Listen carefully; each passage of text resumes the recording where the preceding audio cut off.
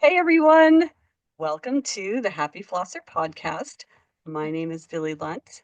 I'm your host, and I'm here to talk to you about all things dental hygiene to support you on your journey through the dental hygiene program. It's so great to have you with me today. And today I'm so excited. I have Melissa Alt, the woman, the myth, the legend that I met at RDH Evolution last summer. You guys are gonna just absolutely love Melissa. Ah, I would call her a recent graduate. She's been a hygienist for just under 7 years, yeah. and we've just been chatting, and every time I talk to Melissa, I learn something new about her, and she's just a wealth of knowledge, and she's just a breath of fresh air for the profession on anything sparkly and fun. So Yeah. welcome, Melissa. I love that. Yes, anything sparkly and fun. I love it. I'm so excited to be here. Thank you so much. Absolutely. Well, I love your courage to be able to just step outside the operatory and really expose yourself to the world and try something and do something that maybe, because sometimes we feel vulnerable when we do those things. But Yeah. Oh, can yeah. you share with our students some of the risks that you've taken since you've been a hygienist? Oh my gosh. I mean, just recently I went down to 2 days clinical. I was doing since graduating, I've done anywhere from 2 to 6 days a week. Um, but so now, yeah, I'm down to 2 days and I have some exciting things finally coming down the pike. It's been a little while. I guess took a little bit of a risk, getting, cutting down to 2 days, but it's been great and I'm super excited. Just I guess risks. I'm not a huge risk taker, I guess, but it's Mhm. more just about just shoving yourself out of your comfort zone. Not even pushing, Uncomfortable. just like, yeah, just throwing yourself off the cliff and Yeah. Just stepping across the exciting. gap into something unknown is, Yeah. well, some people would call that risk. I look at it as an opportunity to be better. Yeah. Yeah. Yeah. And I Yeah. see that with you too. And I have to commend you because when I met you at Evolution, what I recognized about you is that you're so quick to support everyone else Oh, in their thanks. ideas. I do love being a cheerleader. I do Yeah. love Were you that. one in high school? I actually wasn't. I wasn't. I missed my calling. Oh man. I just could feel and see your genuine kindness and how much that Oh, you just cared about everybody else's story and all the things that people were maybe scared of or had fears about. And you were just so quick to say, I got you, I'll oh, help you with that. It was just so great. So great. oh, So so nice. anyway, Thank that's what I saw. you. Thanks. Yeah, and that will, I think, take you so far in life. So whatever your goals are, I think Yeah. when you are looking to lift somebody else up or help somebody else out, it always comes back It to comes, you. I was gonna say it does, it always comes back around, and that of course it's not why you do it. You want to, if you're genuine about, trying to help others and lift other people up, it just, yeah, Yeah. it comes Well, back my around. brother reminds me all the time, the rising tide raises all boats. So, Like that. I never heard yeah. that Yeah. before. So when you lift someone else up, we're all being lifted at the same time. So Yeah, it's really yeah, good. yeah. So I loved our conversation and coming up with what do we want to share with the world? And Mm, I just absolutely love the topic that you ended up sifting through and coming up with how we mhm. stand up for ourselves in our profession Yeah. in and outside of the operatory, maybe with our front desk people, our peers, maybe our superiors, Mhm. and how we navigate some of the waters. I think that's really helpful for students as some of these Yeah, students are getting ready to graduate yeah, and they're probably feeling scared, intimidated, have a little bit of fear. And yeah. and I love that you want to talk about that. How do we put value on who we are and what we do in our Hmm. profession? So Hmm. tell me your Yeah. thoughts on that, Melissa. Oh man. Well, I mean, first and foremost, just so I was an assistant for a really long time. So I kind of say. 8-ish to 10-ish years, only because I was barely working while I was in hygiene school. So did, I had a very, obviously a good understanding of generally how an office ran. But that was from the assistant side and I was doing front desk as well. Um, so I wasn't too terrified when I graduated. I was terrified, thinking about my own skills and can I actually, do this, do Yeah, this, yeah. have this career. Um, but I think for those that just decided to, apply to dental hygiene school, get in dental hygiene school, that don't really know how an office works, that can be super tricky, especially with dealing with the front desk and, the doctor and even co-hygienists if obviously a lot of hygienists or hygienists, a lot of offices, sorry, have two, three, four hygienists working at the same time, so that can get a little tricky too. Um, but yeah, I mean, as far as front desk, that can be a tricky waters to navigate. So I was just thinking, when you go in for an interview, you can ask all the questions you want, and even just saying, okay, I have a couple of questions for you, and you can just reading their body language after you say that to them could be a green flag, could be a red flag. So, listen to your gut for sure. Um, ask questions about who has control over the schedule, who schedules the recalls, who has control over how much time is scheduled for each patient. Does the front desk have carte blanche over the schedule? I saw this post on Facebook just the other day, this anonymous post, and she said, I was the only hygienist out of three or four, I think that came in. There was really bad weather. She was the only one that was able to make it in. And the front desk just took all of the other hygienist patients and just triple booked her. Oh, And she was like, I was so angry. Is that unreasonable? Am I being, difficult? And everybody was like, no, like that's unacceptable. That's too much. So just things like that, and how to deal with new patients, that protocol, how the doctor handles that.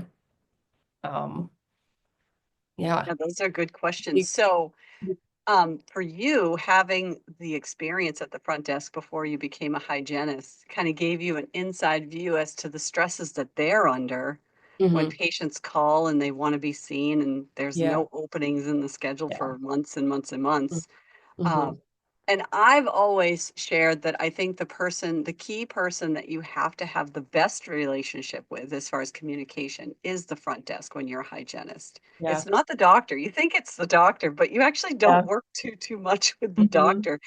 You Yeah. work hand in hand with the front desk. So, Yeah. what are some of the things you've been able to share as a result of being in both of those, wearing both of those hats over your career to help other hygienists navigate that? Um, Coming from the front desk end, actually from both ends, you have to communicate. I've worked in offices where the front desk basically did have carte blanche over the schedule. I didn't last long there. Yeah. Uh, and now I'm so grateful and fortunate enough to work at an office where I do have a lot of control over my own schedule. Um, it's just it's just balancing and just towing that line of, keeping each other keeping the patient happy really and keeping the hygienist happy and um you just I just all I think the word that's just like neon in my brain is just communicate. Yeah. You don't want to leave anything up to assumption or interpretation. Um, you know, does the do you do you not want the front desk moving patients around to accommodate a different patient, taking a patient that you've seen multiple times out of your schedule and sliding them over into another patient's or another hygienist schedule, just for, all this stuff happens. All this Yeah, stuff can go wrong and can happen, dealing with the schedule.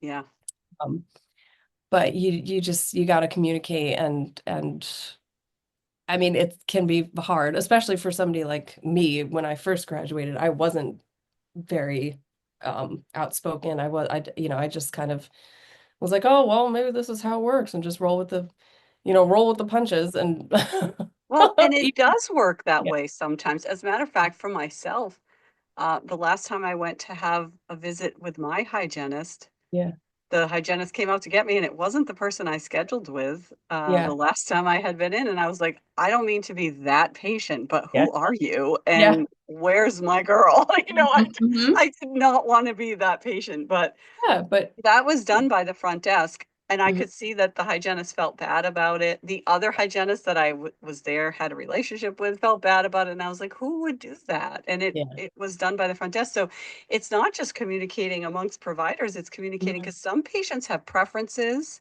they yes. have Oh specific yeah, needs, and in dentistry, it's all about relationship yeah. building, you Hmm. know? So Yeah. I do think that sometimes we just look at it as our job to move these blocks around and make it all Yeah. fit, but these are people. Right, right. Yeah, for sure. I was thinking about that too. Um,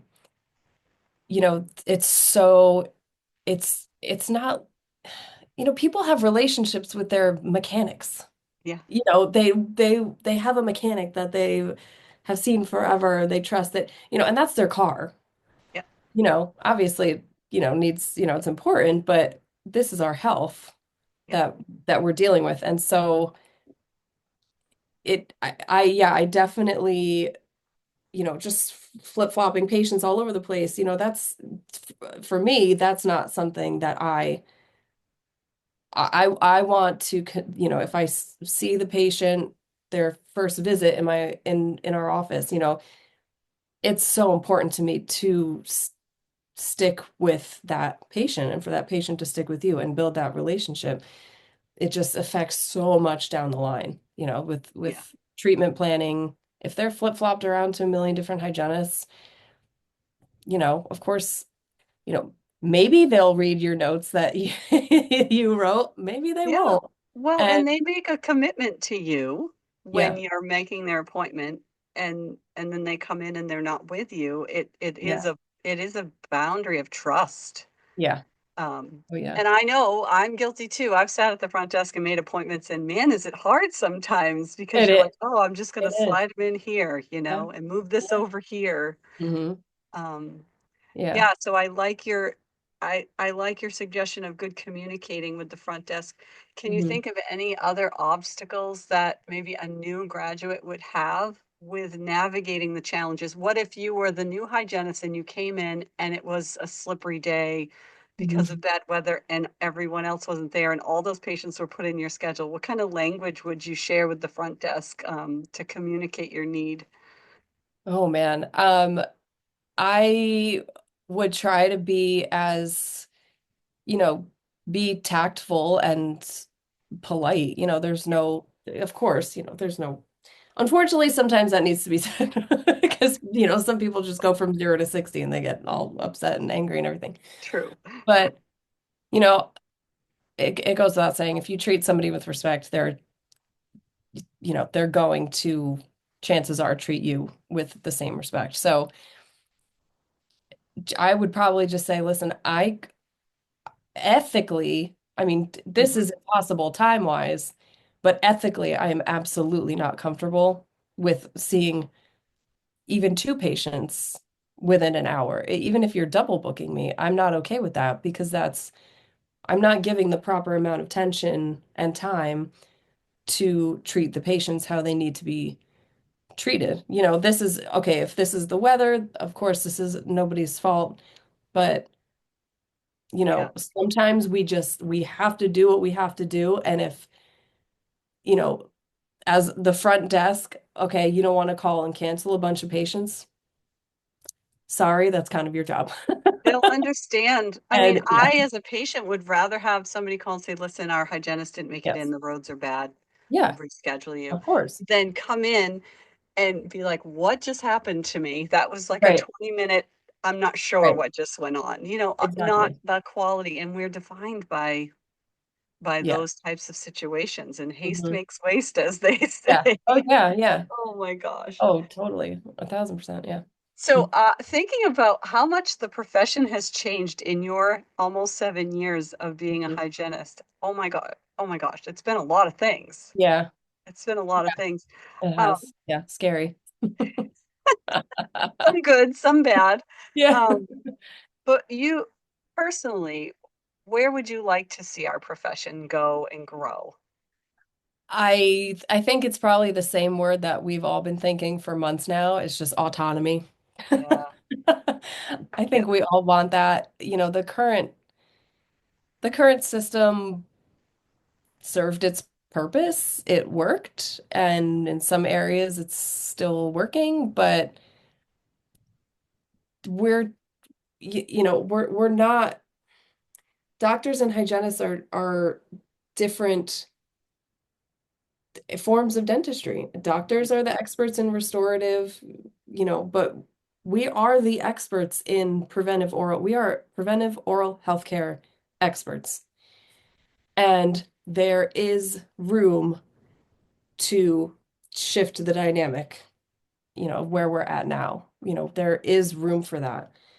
Um, so I hope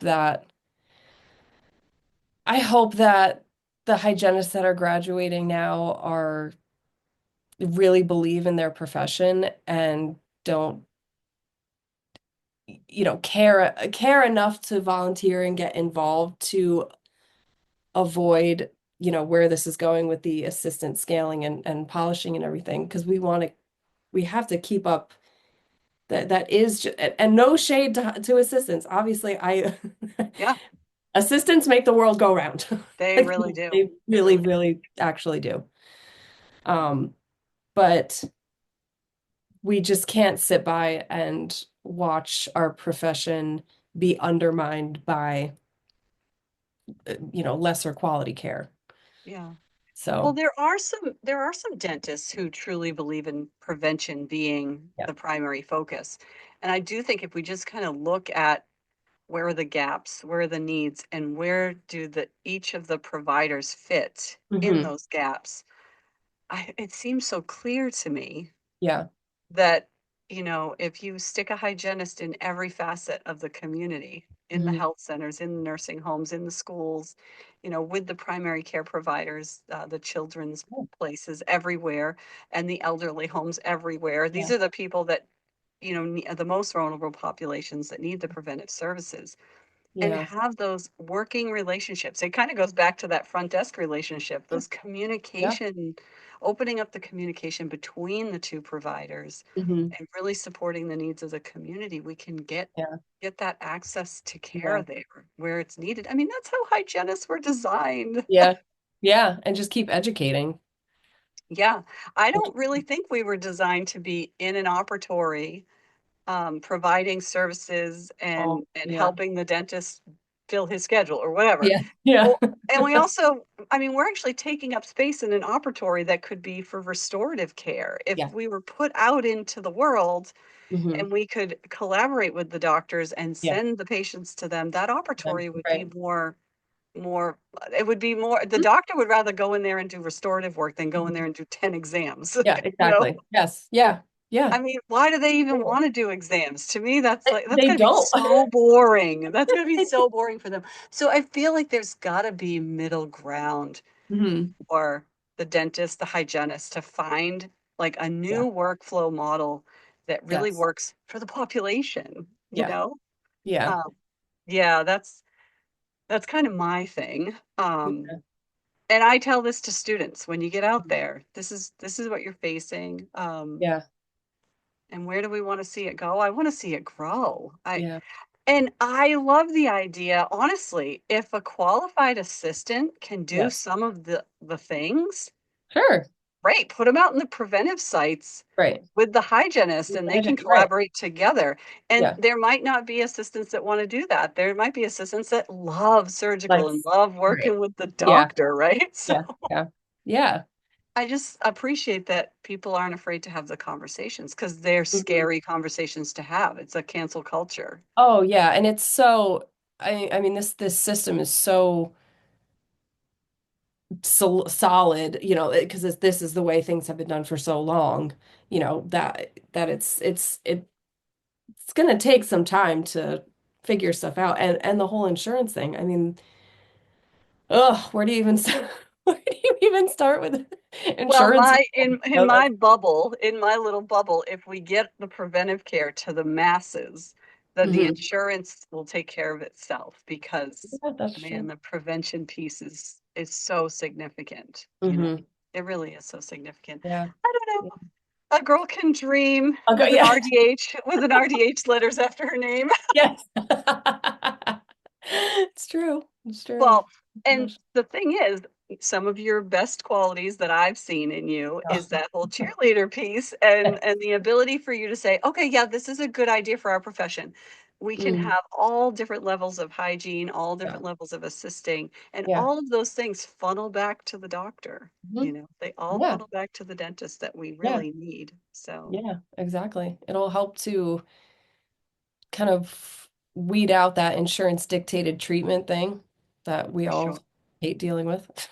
I think that's probably the least funsy part of being a Yeah. clinical hygienist. Yeah. That's Is tough. the dictation of insurance because we can talk to our patients about what they need, but at Mhm. the end of the day, they're like, well, what does my insurance cover? And I totally get that. They're trying to fit this into their budget, and dentistry is very expensive. Yeah, it's notoriously expensive. Yeah. Yeah. Yeah, so it's like, well, this is what you really need, but this is what you can have. This is Mhm. and it's never equal. It just Right. doesn't work Exactly. that Right. way. Yeah. Yeah, Yeah. that's really challenging. That's Yeah. really speaking of challenges, when you were in hygiene school, what was your biggest challenge in hygiene school? Oh boy. I mean, finding patients is always, that's going to be top of the list probably for anyone. Yeah, Um, that is a wow. notorious So hard. answer of survival right there. Yeah. I think it's one of the biggest stresses is finding the right Oh, patients for yeah. you. But it kind of creates, it builds character, I guess. Oh, yeah. I mean, you gotta be tough, and also that is one way to practice getting outside of your comfort zone is reaching out to people about, coming in and just You're exactly right. Yeah, oftentimes I see students try to fill their schedule with family and friends, and I yeah. do think it's a disservice to themselves and their learning opportunities. Yeah. Yeah, for Yeah. sure. Yeah. Well, Because when you thank you get for connecting that dot, like getting yeah. uncomfortable and talking to strangers to fulfill your own school need. I like Yeah. that. Yeah, yeah. I mean, otherwise it was I'm so tightly wound. I You, mean, I you couldn't tell? No. Um, I remember when we went to volunteer as a class for the New Jersey Special Olympics, and it was so fun.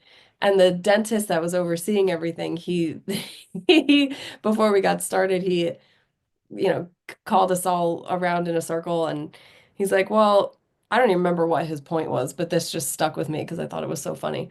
He was like, "I know you're all type A personalities because you're in dental hygiene school. It just it kind of just comes with the territory. Very detail oriented, you know, yeah, I don't know. I don't it's want true. to, yeah. But just staying organized and keeping track of everything of you have so many classes going on at one time, and you've got midterms and finals and especially in your senior year, you've got big projects due, and it's just staying organized is so important. Yeah, Keeping a really good calendar is yeah. so important. Those are skills that you're going to use Yeah. when you get out there too, Mhm. clinically. So being Yeah. organized, being efficient, really structuring Yes. your day, that all sounds like the qualities of a hygienist, doesn't it? Yep. You gotta, you're running on the clock every hour on the hour, basically. So true. Well, so tell me what you're doing outside of clinical hygiene. So, I mentioned to you earlier, I'm going to start volunteering with the New Jersey Dental Hygiene Association, so I'm excited about that because I was getting so um just worried and stressed out about all these, changes coming down the pike, and I just thought to myself, well, of course, you have to get involved, just do your part because if nobody gets involved, then nothing is going to change. Right. So that's been exciting. My new office, I will hopefully be working with EMS as a trainer down the line. I'm very excited about that. Finally, I've been thinking about GBT since before I graduated hygiene school, and I'm finally in an office that has, Yay. it's amazing. It's so amazing. So that I'm super excited about. I'm still, I want to keep writing. I love writing. And yeah, I just want to be involved and stay involved and just contribute and help out where I can. I don't Yeah, know. it's a profession that you care about, I can tell. Yeah. Yeah. So let me see your sweatshirt. Show it Oh, off, I guess. yes. Oh, There it buckle is. up. Buckle up. That's really cute. So I have an Etsy store, my Department of Dental Hygiene. Love So that. we're going through, it's just me. Going through a bit of a transitional phase. I shut down the actual website. I just moved to Etsy. So Nice.